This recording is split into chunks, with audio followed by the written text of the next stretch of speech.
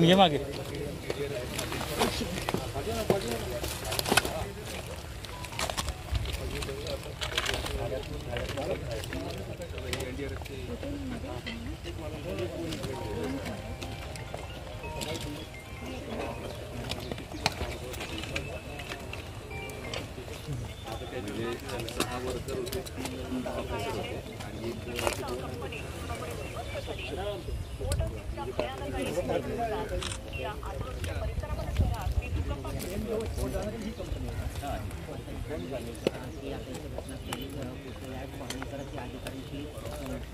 विधान परिषदेचे विरोधी पक्षनेते अंबादास दानवे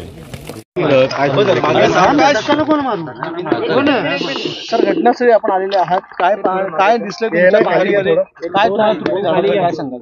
हे पण इथं बघितल्यावर लक्षात येतं की जी इथलं यांचं जे डिश डिपार्टमेंट असतं गव्हर्नमेंटचं औद्योगिक सुरक्षा करणारं कुठंच काही दिसत नाही, ताबडतोब क्लिअर होतो.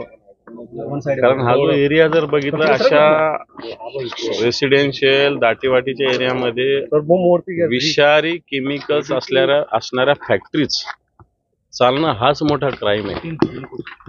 आणि इथे भले 10 कामगार असेल, प्रत्येक कामगाराच्या ठिकाणी रिॲक्टर जिथं आहे तिथं टेक्निकल माणूस असलाच पाहिजे अशा प्रकारचा नियम आहे. इथं कोणताही टेक्निकल माणूस दिसत नाही. कारण रिॲक्टर हँडल करणं काही साध्या कामगाराचं काम नाहीये, तो करूच शकत नाही. त्याचं काही ड्युटी पण नाही, तो करू पण शकत नाही. त्याच्यावरती अपेक्षा ठेवणं चुकीचं आहे. कारण रिॲक्टरचा स्फोट ज्यावेळेस होतो, ज्यावेळेस टेम्परेचरमध्ये वेगवेगळ्या केमिकलचं प्रमाण जे आवश्यक आहे ते अव्यस्त होतं, त्यावेळेस रिॲक्टरचा स्फोट होत असतो. आणि म्हणून अशा ठिकाणी हा स्फोट झाला. याला जबाबदार पूर्णपणे इथले फॅक्टरीचं मॅनेजमेंट आहे आणि औद्योगिक सुरक्षा विभागाचं दुर्लक्ष या विभागाकडे हे आहे. हा झाला एक भाग. दुसरा भाग, माझ्या माहितीप्रमाणे 2.5 वर्षापूर्वी उद्धवजी ठाकरे मुख्यमंत्री असताना या भागात बैठक झाली होती. या भागात अशा पद्धतीनं जवळपास 450 फॅक्टरीज आहे. त्यातल्या 5 फॅक्टरीज ज्या विषारी केमिकलच्या आहेत या इंडस्ट्रियल एरियाच्या बाहेर शिफ्ट करण्याचा आदेश झालेला आहे. काल ऐकलं काही जण, काल महाराष्ट्राचे मुख्यमंत्री इथं येऊन गेले, त्यांनी सांगितलं की आम्ही अंबरनाथ आहोत. परंतु हा निर्णय 2 वर्षापूर्वी झाला. हे आल्यानंतर याच्यावर एक पाऊलही पुढं उचललं गेलेलं नाही. या ऍक्सिडेंटची वाट बघत होते का? एवढ्या 7-8 जणांचा बळीची वाट आपण बघत होतो. कारण हा ऍक्सिडेंट या इंडस्ट्रियल एरियातला पहिला नाही, माझ्या माहितीप्रमाणे मागच्या 2016-17 पासून 5वा-6वा हा ऍक्सिडेंट आहे. अनेक लोकांचे बळी जातात आणि याला सर्वस्वी जसं इथली ही फॅक्टरीचे मालक जशी जबाबदारी, तसं इथले उद्योग विभाग जबाबदार आहे, प्रशासन जबाबदार आहे आणि सरकार सुद्धा जबाबदार आहे. आपण जर बघितलं तर वर्षामध्ये मोठमोठे स्फोट झाले, अनेक जीवितहानी झालेले आहेत. तर 2016चा स्फोट झाल्यानंतर त्यांनी असं म्हटलं होतं की हा फेज जो आहे हा रेसिडेन्शियल झोन फार जवळ आलेला आहे, तिथून शिफ्ट करणार होता मी, तशी घोषणा केली होती. तसं काही पत्र देखील त्यांनी जारी केलं होतं. नंतर पुढे काही कारवाई झाली नाही. मी तेच सांगतो की उद्धवजी ठाकरे त्याच्यानंतर उद्धवजींनी या भागात बैठक घेतलेली होती, पूर्ण उद्योजकांची, या भागातल्या सगळ्या इंडस्ट्रियलिस्टची, आणि स्पेसिफिक सगळा इंडस्ट्रियल एरिया तर शिफ्ट करणं अवघड आहे. परंतु ज्या 5 कंपन्या इथल्या या सगळ्यात आधी इथून शिफ्ट केल्या पाहिजे, इथून बंद केल्या पाहिजे हे ठरवलेलं होतं. दुर्दैवानं आमचं सरकार गेलं, आताच एक गद्दारांचं सरकार आलं. या सरकारने याच्यावर कोणतेही पावलं उचललेली नाही. मला वाटतं या उद्योजकांना पाठिंबा देण्याचंच काम हे सरकार करतं. अशा प्रकारे अनधिकृत उद्योग चालवणाऱ्यांनाच सपोर्ट करण्याचं काम हे सरकार करतं, अशा प्रकारची शंका आमच्या मनात आहे. कारवाई अद्याप आपण जर बघितलं तर अधिकाऱ्यांवर कुठेही कारवाई केलेली दिसत नाहीये. काय सांगायला? बिलकुल करायला भाग पडू. कारण अधिकारी सुद्धा, कारण औद्योगिक सुरक्षा विभागाने दर महिन्याला इथं पाहणी केली पाहिजे, तपासणी केली पाहिजे, रिपोर्ट सादर केले पाहिजे. परंतु जो डिश डिपार्टमेंट आहे गव्हर्नमेंटचा, industrial security, department of industrial security, हा जो महाराष्ट्र सरकारचा विभाग आहे कामगार खात्याच्या, हा नुसता कागदावरचा विभाग आहे. यांना फॅक्टरीचे लोक गेटच्या आतमध्ये सुद्धा येऊ देत नाही. अशा प्रकारची स्थिती आहे.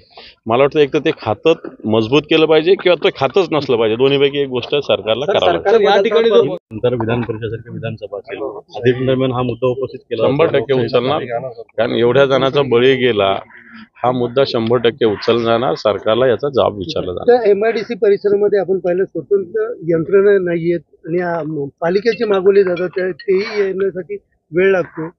तेव्हा खरं तर ही जबाबदारी या MIDCची आहे. हा अधिकृत MIDCचा परिसर आहे. पालिकेची सेकंडरी जबाबदारी इथे, फर्स्ट जबाबदारी काही पालिकेची नसते. ठीक आहे, पालिका काम करत असते, सगळीकडच्याच पालिका अशा पद्धतीने काम करत असते, पण पहिली जबाबदारी या भागाच्या MIDCची असते. स्वतःच्या भागाची, स्वतःच्या एरियातल्या सगळ्या फॅक्टरीचं संरक्षण करणं, फायर असेल, अन्य इक्विपमेंट असेल, ही जबाबदारी MIDCचीच असते. सर आपण जर बघितलं तर या ठिकाणी जो आपण बॉयलर होता, गुन्हा दाखल त्याला होतो, मात्र गुन्हा तर दाखल झाला असेल, नाहीतर होईल. सदोष मनुष्यवधाचा दाखल करावा लागेल, फॅक्टरीच्या मॅनेजमेंटला कारवाई करावी लागेल, अटक करावं लागेल, औद्योगिक सुरक्षा विभागाच्या अधिकाऱ्यांची चौकशी करावी लागेल, कामगार विभागाच्या अधिकाऱ्यांची चौकशी करावी लागेल. एवढ्या चौकशा याच्या कार्यक्षेत्रात येतात. याच्यात फक्त पर्यावरण विभागाचा सुद्धा याच्यामध्ये रोल आहे. या सगळ्या विभागाला इथं मला असं वाटतं सगळ्या विभागाची चौकशी करावी लागेल आणि सरकारला ही चौकशी करायला आम्ही भाग पाडू. प्रशासन फक्त तात्पुरती कारवाई करते, पुढे काही करत नाहीये. त्यामुळे आपण विरोधी पक्षनेते आहात, हा आवाज आपण विधान परिषद उठवणार आहे का आणि ठोस कारवाई याच्यावर होईल का?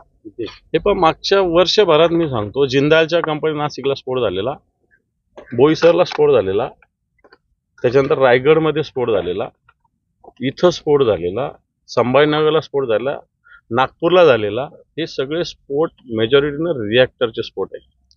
आपल्याला मी एक आपल्या नजरेत आणू शकतो, बॉयलरच्या विषयी धोरण आहे, रिॲक्टरच्या विषयीचं कोणतंच धोरण नाही. आम्ही वारंवार ही मागणी केली की रिॲक्टर विषयीचं धोरण असावं, कारण अशा छोट्या छोट्या फॅक्टरीज काय करतात, मोठ्या फॅक्टरीनं विकलेलं, डिसमेंटल केलेले रिॲक्टर्स अशा छोट्या छोट्या फॅक्टरीज वापरत असतात. ते चूक आहे.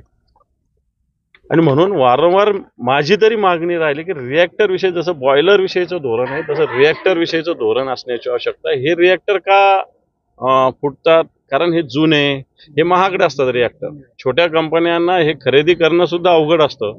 मग मोठ्या कंपनीनं डिसमेंटल केलेले, फेकून दिलेले अशा पद्धतीने रिॲक्टर ह्या कंपन्या वापरतात आणि त्याच्यामुळे स्फोट होतात. सुभाष, त्याला परवानगीच नव्हती आणि कोणत्याही त्या संदर्भातली माहिती ही प्रशासनाकडे नव्हती. म्हणजे इतके वर्ष या ठिकाणी कंपनी होती जी अनधिकृतपणे सुरू होती, तरी देखील त्याच्यावर कोणत्याही प्रकारे इतक्या वर्ष कारवाई झाली नाही. अधिकारी यांच्यावर गुन्हा दाखल झाला पाहिजे की नाही? झालाच पाहिजे. मी पुन्हा वारंवार सांगतो, आपल्याला ते टेक्निकल लक्षात येतं नाही, मला माहित नाही. जर रिॲक्टरचं धोरण असलं तर प्रत्येक रिॲक्टर कुठून खरेदी केलं जातं, कधी खरेदी केलं जातं, कुठं लावलं जातं याची नोंद होऊ शकते. आता याच्याविषयी सुस्पष्ट धोरण नसल्यामुळे कोण रिॲक्टर उचलतो आणि कोण कुठे लावतो याचा कोणताही हिशोब सरकारकडे नसतो. हिंदी